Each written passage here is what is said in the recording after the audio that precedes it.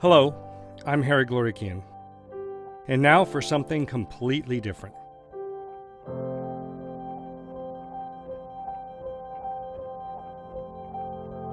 Usually, the guests we bring on the show talk about how technology is changing healthcare.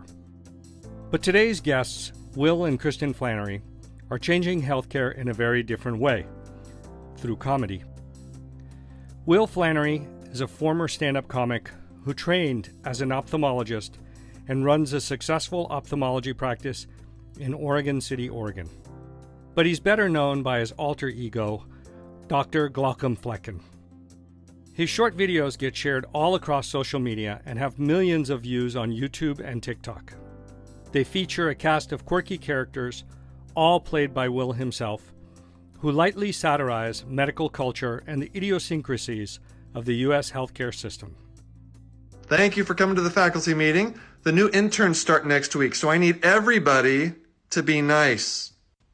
What are you looking at me for? Dude, you know exactly why he's looking at you. Whatever emergency, interns are more scared of you than me. Surgery, you personally are responsible for a 300% increase in burnout over the last 5 years. Oh, come on, I'm not that bad. Bad enough they published it in the New England Journal. Hey, Psych, why don't you go read the DSM and let the doctors speak? Sure, you know they have your picture in there, right? Surgical personality disorder. The medical news publication Stat calls Will the internet's funniest doctor. And now Will and his wife Kristin, aka Lady Glaucomfleckens, have a hybrid comedy and interview podcast called Knock Knock Hi, where they bring on guests who share their own weird and hilarious medical stories. If you wanted to find a comparably successful crossover between medicine and comedy, you'd probably have to go all the way back to TV shows like MASH and Scrubs. But as funny as Will and Kristin comedy work can be, it comes from a pretty serious place.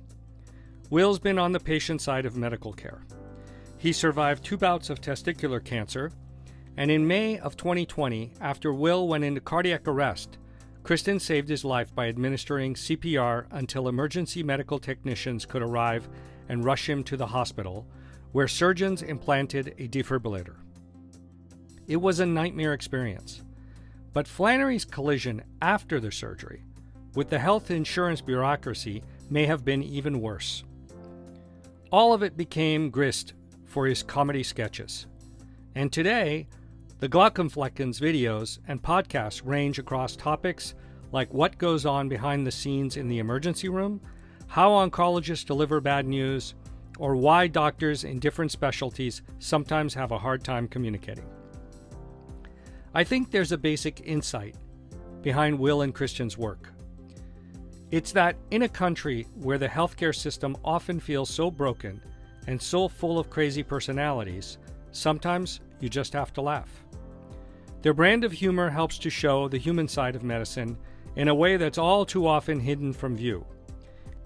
It's a real breath of fresh air. So I was delighted to get a chance to talk to Will and Kristin. If you aren't already among their followers, I highly recommend that you look up Dr. Glaucomfleckens on YouTube or TikTok and subscribe to Knock Knock Hi wherever you get your podcasts.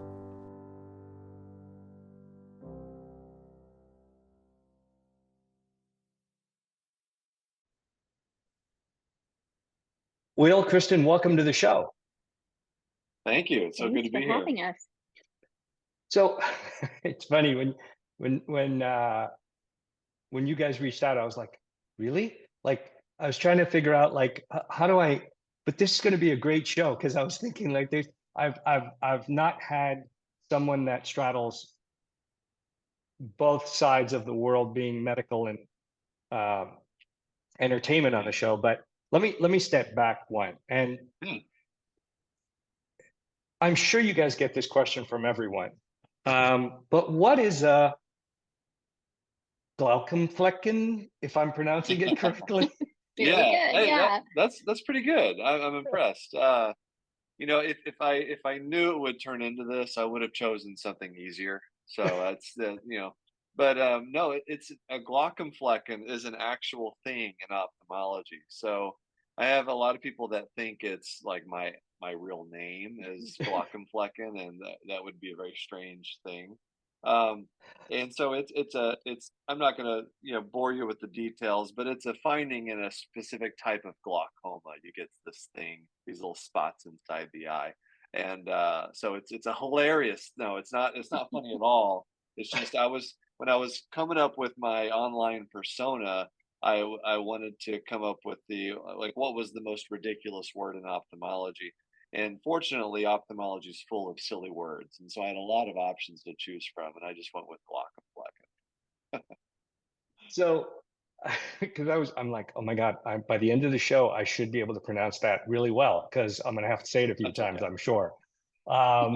But it's really fun to have you both on the show. I mean, because it's interesting, right? Most of the time, my guests are talking about some complex, heavy topics like the role of AI in drug discovery, or how to screen more newborns for genetic disorders, or how wearable devices are going to change diabetes care and stuff like that, right? So this is the first time, as I said, where I've had guests that have sort of one foot in the medical world and Yeah. another foot in comedy and entertainment, which is really sort of cool to play both sides. But so for the benefit of the listeners who may have never seen your skit, which I think is hard, um, can you start by giving us sort of the kinds Yeah. of things your comedy is about, the characters you play, you know, what's something from the medical world that you've noticed recently that you were able to turn into a joke or a skit? And what is it that's so inherently funny to you about the world of medicine?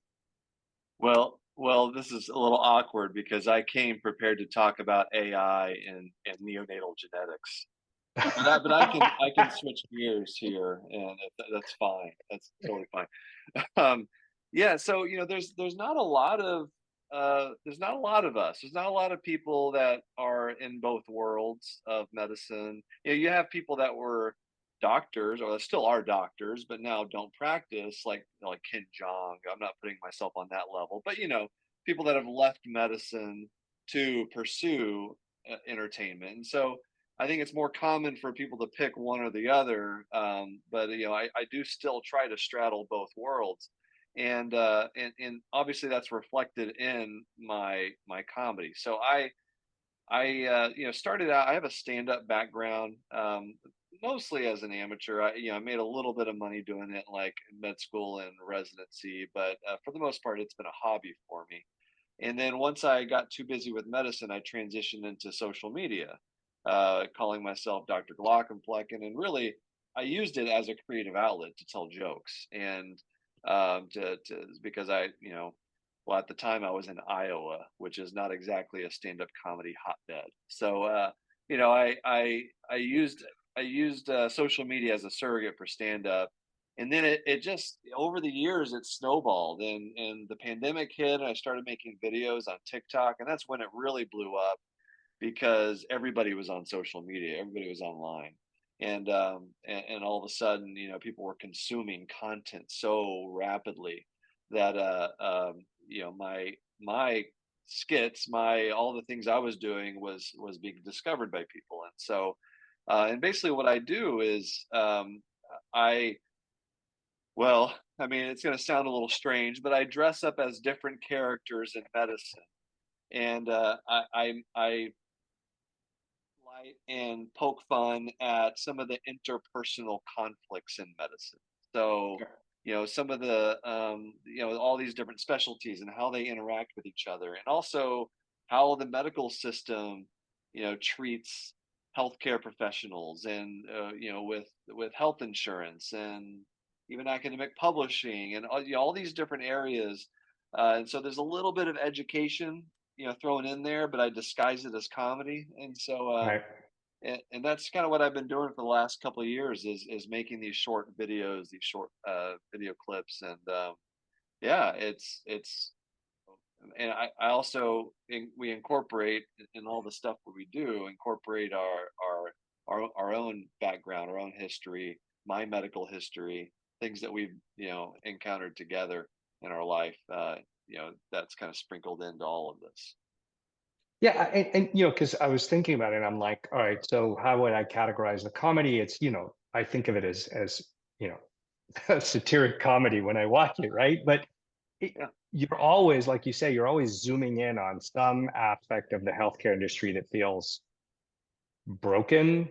Um, how hard it is necessarily Yeah. for patients to deal with the insurance system, which again, broken, and how horribly, medical students and new doctors are treated, right?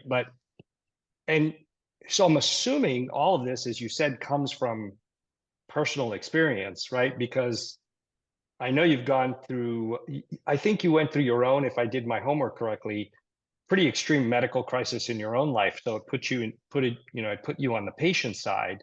Um, Mhm. you know, what would you say is Yeah. the benefit of satire or humor in a dark situation? It's some of the content I do, it's just straight up just jokes and like trying to make people laugh. But really, it's been over the past year or so when I've really tried to focus in on some of the issues, the problems we have in our healthcare system. And I see it as a form of advocacy, honestly, because a lot of these things are not you know evident to most people. And what is a pharmacy benefit manager? What do prior authorizations mean? And whenever you these are boring topics like by themselves, right? Like for like a non-medical audience, like the most people wouldn't care. But when you combine it with humor, then all of a sudden you get people listening, and it's almost like I'm tricking people into learning what a pharmacy benefit manager is. And they're like, and then they come away with it like, well, that was funny. I liked watching that, and had no idea that that was a problem. And so I think that by approaching these things with a lens of humor, you reach more people. And Yeah. why I view it as a form of advocacy to shed light on some of these topics. And it's worked out pretty well. And also just the humor aspect of it in a time when healthcare workers are more burnt out than ever. I can't tell you how much the feedback I've gotten from people, just like, oh man, it's so nice to just laugh at something at the end of a long day. And that's been throughout the pandemic, and it's really been a motivation to help keep me going with this. Well, the funny thing is when you do know what those things are, and you laugh even harder because you're Yeah, like, know right. exactly how broken You the know. system is, right? But the Glaucomflecken extended universe, and I'm gonna tongue tie myself at some point saying that in the later You're on doing in this great. thing, isn't your, like you had mentioned, it's not your first foray into entertainment. So, I mean, you've had experiences, I think, performing, directing, writing, editing before you started these Mostly sketches in just 2016. Yeah, mostly just writing. Writing my own comedy, my own stand up. I mean, Kristen helps me out with it too. She's heard all my jokes, and so she gives me feedback on what's funny and what's not. So I give a lot of credit to her as well. She's um better than uh my wife. My wife will cut me off. I've heard that one. yeah. Yeah, so it's I do have a little bit, but I've learned a lot on especially the editing process, and how to, because I do have I have comedic timing. But then when you're talking about a video, and now I'm like not only video, but I'm recording myself talking to myself, then you have to figure out like how to edit it and make it flow and seem like it's more than one person. So yeah, it's been a learning process. So do you think like the stand-up work you did in college prepped you for, I mean, YouTube, TikTok, um, that Yeah. Yeah, I think so. I don't know. Have I gotten better at jokes? Yeah. And So, they've changed, the nature of the joke has changed over time too. right. Yeah, it's just like anything you do in medicine, the more you do something, the better you get at it. I think what I've taken away mostly um from my stand-up background is that comedic timing piece. Knowing when to pause, when to hold, when to unleash a, a the joke. And that's been something that's helped me. And also with with our public speaking. And so, obviously that's where I get to do still some of my in-person performing. And so punchline, that was the word I was thinking of earlier. So, and figuring out when to let go of that punchline and to have the greatest effect, like those are things that you pick up a lot, you get better at the more you perform. So you also wrote, I think you wrote a medical blog. I think it was called Gomer Blog, I was which a I think contributor. Yeah. which people described as the Onion, but for the medical industry. Yeah. What did you write about there? Um, what would All you kinds of say, stuff. right, when you were starting to satire like the healthcare system? Well, I didn't address the healthcare system as much back then. It was mostly the like making fun of different specialties and the idiosyncrasies that different types of medicine has and the personalities. So like my first article that I wrote was ophthalmologist accidentally agrees to see inpatient consult. So is stuff like that. God, it's been long now. It's like I can't even remember. I wrote like almost 100 articles, and so there's a ton of them out there. But what it really helped me do that process was it helped me improve my writing. So whenever I ended up writing skits for the videos, I think that process helped me. But also it challenged me to think outside of ophthalmology, because Right. when I started doing that, I was in ophthalmology residency, and so sudden like I had to start thinking about other specialties and kind of expand my humor outside of what I knew. And that translates very well to what I'm doing now, right? Because I still can make fun of all these different specialties, and I really credit my time writing for Gomer Blog to as a that kickstarted that ability. So you mentioned like some of your listeners earlier, but who is the predominant audience? Because I feel like it's guys like me who know the know the space. It's my physician Yeah. friends who I'm like, oh, you got to watch this one, and I send it to them, right? But I feel like, well, maybe I'm self-selecting for my own community, but is it the average person also? I don't know. What do you think? Yeah, we see a lot of non-medical people in his audience. I'd say the majority is people that are in medicine in some way or another. But there's a pretty sizable chunk that are not connected to medicine directly, but maybe they have a family member who works in medicine, or just we all have to interact with the healthcare system at one point or another. So there are people that can relate to it from being a patient. And I think people are just generally interested in medicine as a topic. Look at how many medical TV shows there have been over the years. So there's a pretty good chunk, I think, that are not medical. And I would say that um, when I first started making the skits, I was really thinking about it from the perspective of, oh, this is for healthcare professionals. This is for people in medicine. This is for doctors. But now I still have that mindset a little bit, but now whenever I make the skits, I try to write them in a way that is will still be interesting to a non-medical audience, especially when I'm trying to address that advocacy piece a little bit more and talking about the healthcare system. I try to write those skits in a way that someone who's never taken a class in med school will still be able to relate and understand what I'm talking about. It's gonna be challenging with some of these topics in our healthcare system are complicated, and so it can be.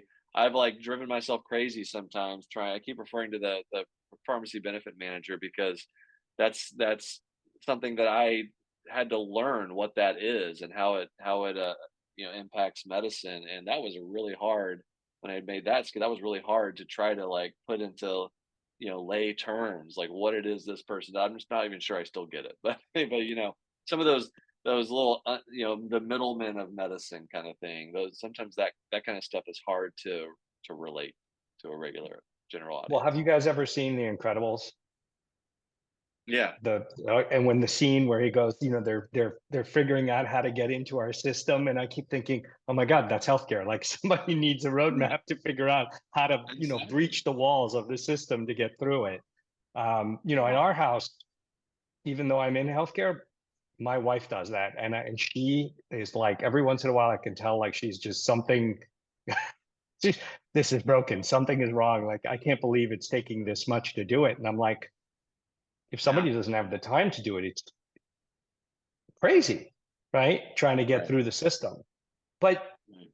makes me want to ask, like, why the personality you created and the skits you do are so popular. And I mean, don't get me wrong, they're really funny because I laugh at them all the time, but there I ask has to this be more to question it, every day. Don't worry. right?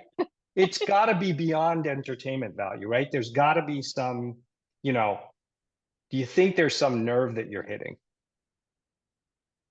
Yeah, I think I think for whatever reason I'm saying things that a lot of people have been thinking and maybe saying to each other in in break rooms and surgery lounges and their Facebook groups by text messages to each other, and like all the frustrations, all the conflicts that I bring up in these skits, and and now I happen to have the platform, and I'm now saying them to this wider audience, and it's striking a chord because I feel like I'm saying a lot of these things, I'm addressing all of these things that have been frustrating for healthcare workers for a long time, and I'm doing it in a way that's funny and shareable to people, and so it's I think that's kind of the way it is, and then that's for the healthcare space, but for people who are not in medicine, I'm not quite sure why people who are not in medicine find it like I'll go to a I'll be in the airport and I'll get people come up to me like, oh, my kid loves you, and it's like they're like 12 years old, and it's like, why, what on earth? And I think it's maybe the personalities, because the personalities of the different characters you see in every you see everywhere. You see in every industry, every the neurologist or the surgeon, that surgeon personality. You see that in other places, and so I think maybe that's it for the non-medical person is they're just they recognize the personality type, and it's fun to watch. I don't know. Maybe it's my acting skills. I don't know. I honestly Well, I always tell my kids, I mean, stereotypes and stuff came from somewhere. It's not like, somebody just made it up off the top of their head. Right. But, I know that if I ever made a joke, my doctor friends would be like, hey, cut it out. So do you ever run into colleagues who are not amused or who think don't. Huh. the satire goes too far? And if that's the case, how do you respond to them? Yeah, we talk about this, every time it comes up. But for the most part, people in medicine are pretty, you know, they like it. I'd say there are certain specialties that feel, less enthusiastic about my content. Whenever the family medicine doctor that I portray, I get a little bit of pushback on that, and I get it. I portray that character as a overworked, underappreciated, underpaid, which I think are all true things for primary care. But I think it's such a raw nerve for people in that field that every time, and it's a small minority. I'm just a handful of people, but that's the only specialty that I really get that from. So whenever I put a video out about family medicine, I'll usually get an email or two, be like, you're convincing med students not to go into primary care, and I don't really buy that argument because, and I don't think I'm saying anything about any of these specialties that people don't already know. I'm just showing it on a public stage light, and sometimes that rubs people the wrong way. And you're not going to please everyone, especially on social media, and you just kind of have to deal with it. No, that's impossible. I mean, I've been watching a bunch of the skits, right? I mean, and I'm trying to categorize them correctly, but if like neurosurgeons are little inhumane robots, and all orthopedic surgeons are self-absorbed cowboys, and all the psychologists are touchy-feely hippies. And I'm sort of going through some of the characters that you've got, right? And but you've got to be basing some of that on things that you've observed or things that you've seen. Yeah, it's a lot based on the experiences that I have in med school primarily. I have to do a lot more research these days because I'm as an ophthalmologist, I don't interact with nephrologists very often. So it's and some of the health issues that we've been through, that I draw on some of those experiences interacting with doctors as well. And I think overall it just all that helps inform the characters. I mean, thinking about it, right? So because we're here in the US, right? So do you think there's anything unique, right, about the American healthcare system that makes it a good target for satire? Or do you think if you could make just as much material if your comedy were in Canada or Australia or India or China or anywhere else? I think you could, because a lot of the personalities, it turns out, are pretty universal across the globe. So maybe some of the specifics about the healthcare system would be different. But that said, a lot of other countries are fascinated in, maybe not a great way with the US healthcare system, and everything that is kind of, bizarre about it in their view. So I think it's got universal appeal. And I don't think I mean, I think you'd be hard pressed to find anybody who is 100% happy with their healthcare system. I just think we have very unique problems here in the US. And so if I was in a different country and grew up in a different place, I'd probably just have different type of satire for the NHS or the Canadian system or whatever it is. And so I just think there's just seems to be a ton of potential content to mine, particularly with the US healthcare system. Yeah, I'm wondering if you sequenced every pathologist that you'd find some common sequence that would make them all similar in some way. But so, I want to jump to Knock Knock High, right? With, you guys do that together, and it's very different from the skits. Well, one thing is you're not in character, right? You and Kristin are interviewing actual people from the world of medicine. Why'd you start that podcast? I mean, I know why I started mine. I'm just wondering why you guys started yours. You want to go first? I think there's, his skits are one thing, and that's kind of what started this whole crazy adventure. But I think we have a lot of other things to say as well besides just the comedy. And the podcast is comedy still. But we try to touch on, just like in his skits, in a subtle way, he touches on more serious things. We do that in the podcast as well, pulling from our own medical history and the story, that we've shared together.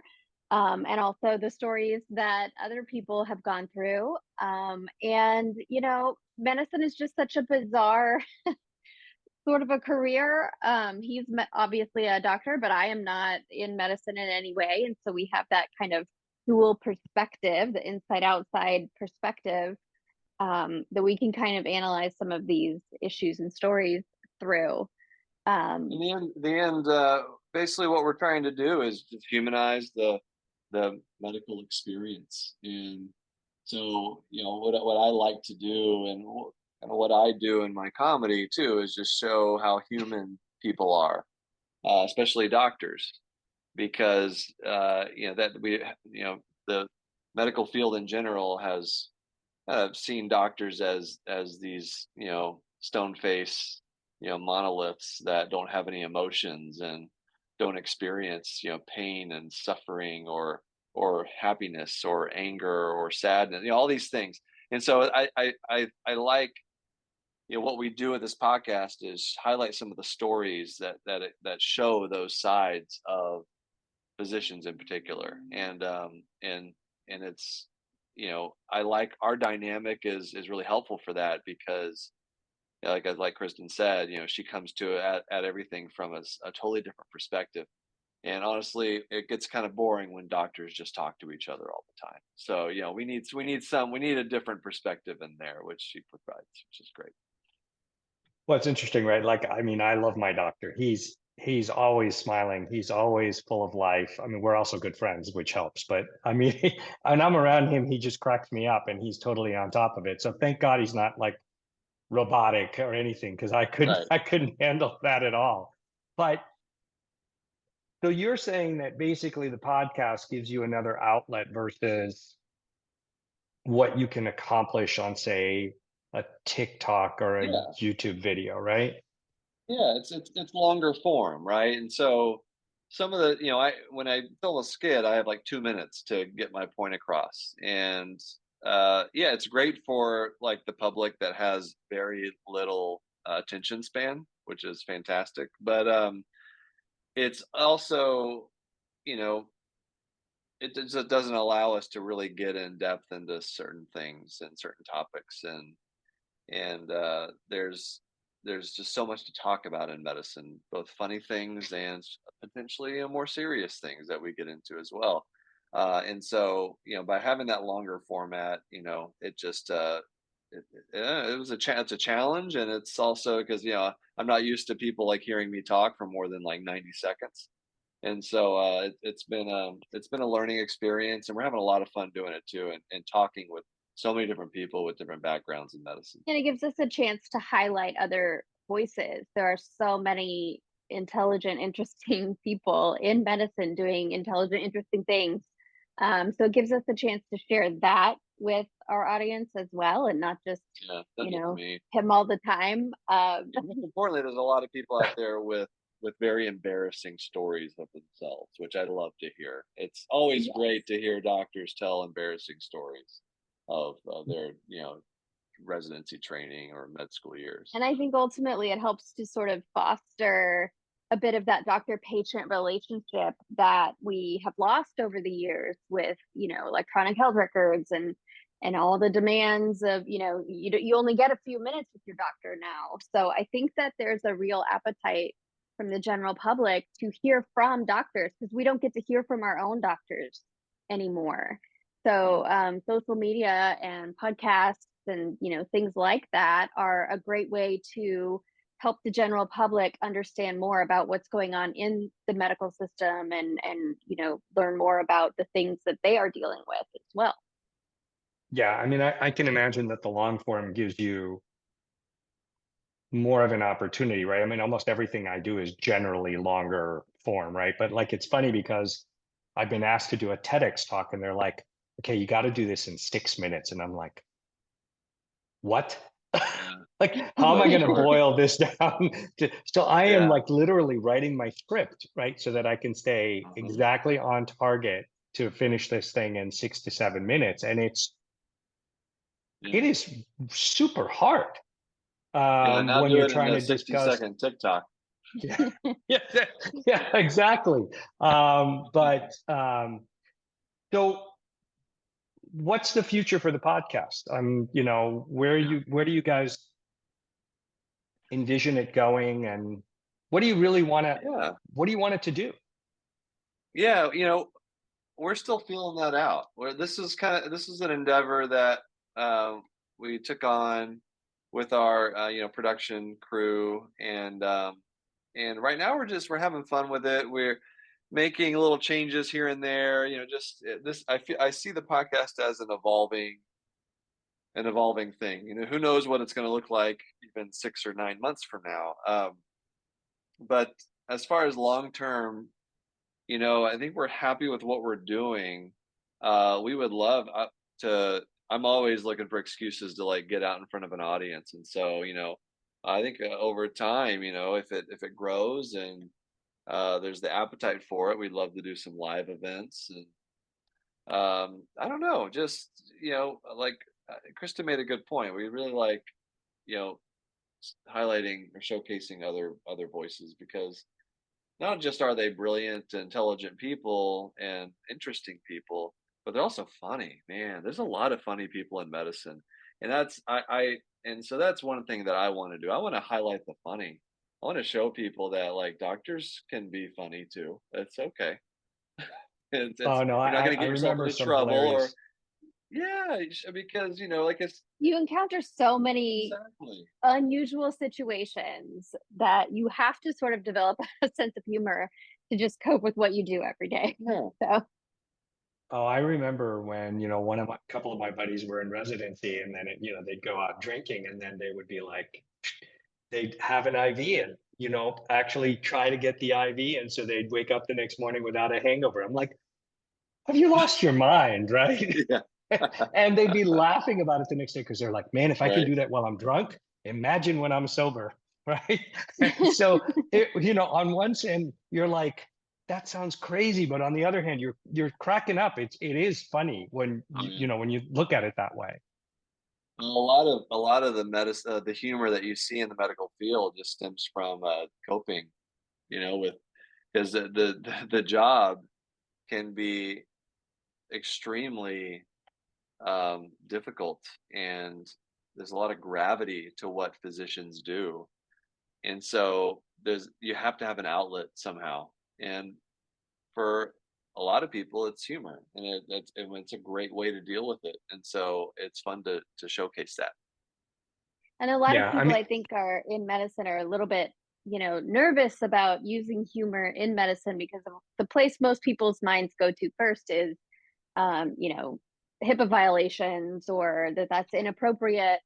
Of course, our number one rule on our podcast and all of our content is you never, ever, ever make fun of patients. That's not Yeah. funny to begin with. And there's several other problems with it, obviously. So it doesn't have to be, it's not mean humor, it's not inappropriate, patient based humor. Yeah. It's just laughing at ourselves and laughing at the bizarre things that you have to do every day, or some dark humor to cope with the heavy things that you have to do every day, because doctors are human too. no. I mean, look, I've been in the healthcare life sciences world my entire career, and I'm used to different medications, procedures, processes, technologies, etc. But I know that there are certain times when I walk into a hospital, I'm like, I don't want to. I just can't. I can't deal with the human aspect of it. I understand the procedural, the process, what happens, everything. But once you have to deal with the human, especially kids, I get really squeamish very quickly. Kids are hard. Yeah. Yeah. Imagine So trying to do an eye exam on a kid. That's even harder. Yeah. And I think, a lot of doctors are trained to sort of compartmentalize their emotions so that you don't let it interfere with your work, which is understandable. But then, you have to let them out somehow, somewhere. So humor is a great way to do that without it shutting you down emotionally. It's a good way to process and cope. no, I mean, I agree. I mean, look, right now we've got the burnout rate. COVID caused a you know catastrophe, which the average person has no concept of, right? Of what it did to the system, the individuals in the system. And you can see that especially from a community hospital perspective, it's just not healthy right now. There's got to be a way to sort of, I don't want to say fix it, that's the wrong word, but infuse it with energy, or make some changes that would make the system better for the people working in it, and therefore, as a result, the patients that visit the system. Yes. Exactly. So, well, what's next for you guys? I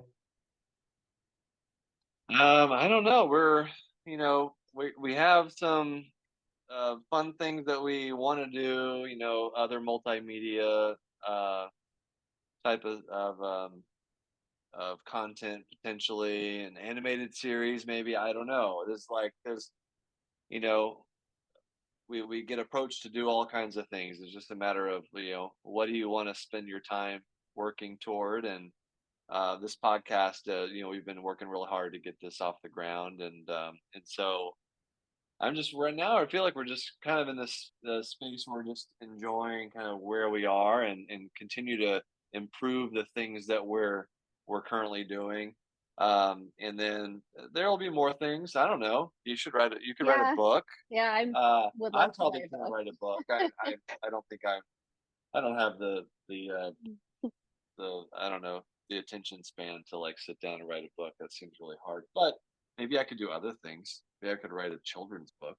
Yeah, I don't know. Not that do that's that. easier, but it still seems really hard. I've done a Fewer couple of words, books, I and I guess. can tell you they're it's actually Yeah, it's that's interesting right. because I You're think an author. writing is easier than marketing, but maybe you guys have the marketing part Oh covered. man. Okay, I could do that. There you go. But I think it's funny because, like you said, on the humor side, I think there's a lot of opportunity. It strikes people the right way. I mean, I'm always thinking, how do I improve my show, right? How do I get the right people on the show? How do I have the right conversations? How do I figure out what people are interested in? And because it's also got to be something I'm interested in. I'm not doing it for everybody else. It's got to be something in it for me too. But it's it's an interesting process to go through that creative process to Yeah. figure out what you want and what does the audience want. Well, that's been a big challenge for me personally, and something I've never. It, I'm not really like a group project kind of person. Like I like doing stand up where you're by yourself. I started a Twitter account where it's just your own thoughts. I make these skits where I'm talking to other people, but it's just me.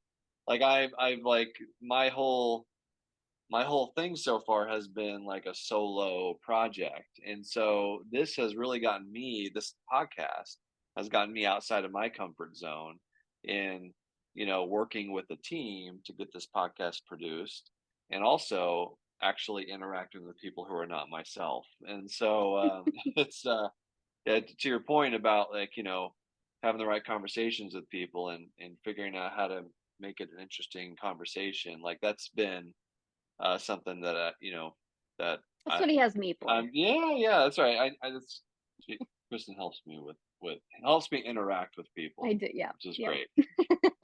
Yeah, and it's funny because I always tell people that I'm interviewing because they are not comedians, absolutely not for the most part, right? They're all super serious people.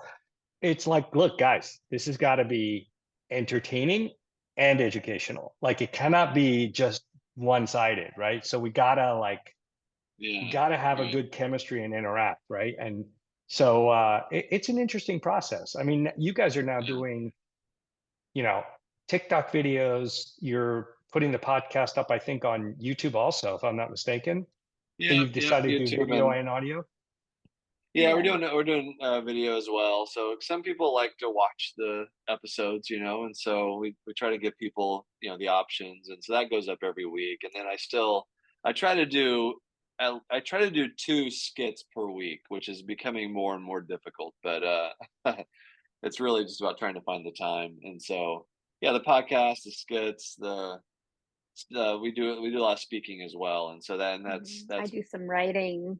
yeah. So we got plenty of stuff on our plate. Yeah.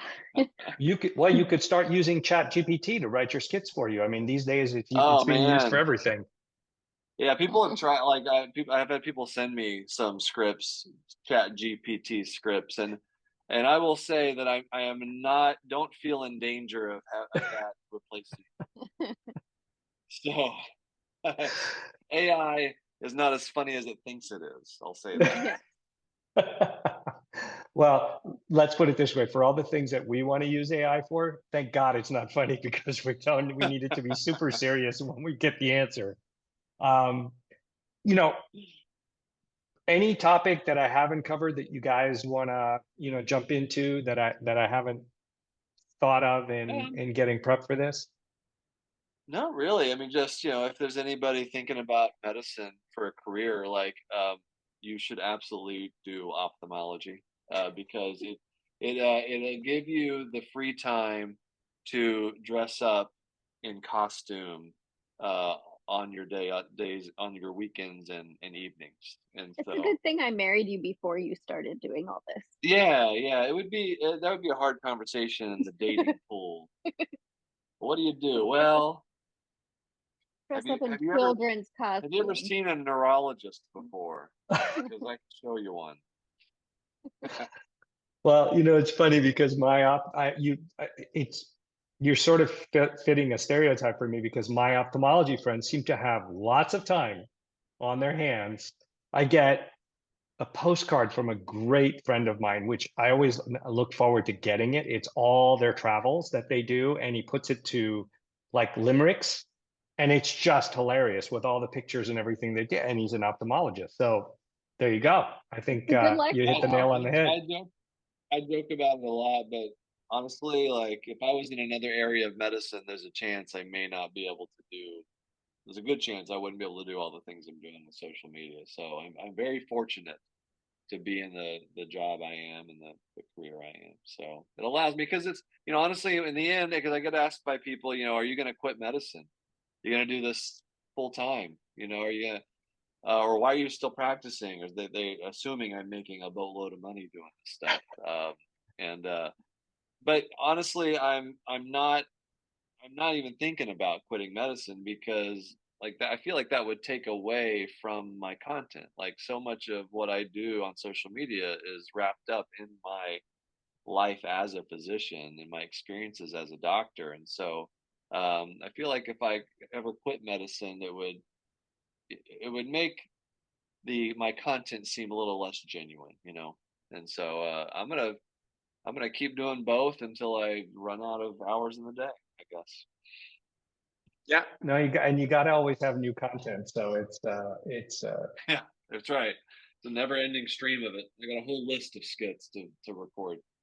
yeah, it's funny because I had gone to the Grammy one year, and they gave us some tours behind the scenes, and we were talking to some of the writers of different music areas, and I was like, how do you come up with your stuff? And like one guy was like, you don't know how many times I've broken up with my girlfriend, right? And almost had a fight on purpose, right? Because I need to get some inspiration for writing something down. And I was like, I never thought about that. I'm like, that must suck. Yeah. But to generate content, I guess, people will do all sorts of stuff. Yeah. You need those emotional highs and lows. Well, the creative process is not necessarily always logical. So True. Yeah. True. So, well, it's been great having you guys on the show. I mean, obviously I will continue to watch and share the videos with, especially the doctor that you pick, because I know a lot of these guys in this area. And sometimes I'm not sure if they laugh or they think I'm ribbing them, but both ways it's good. And I wish you guys huge success, and look forward to hopefully staying in touch.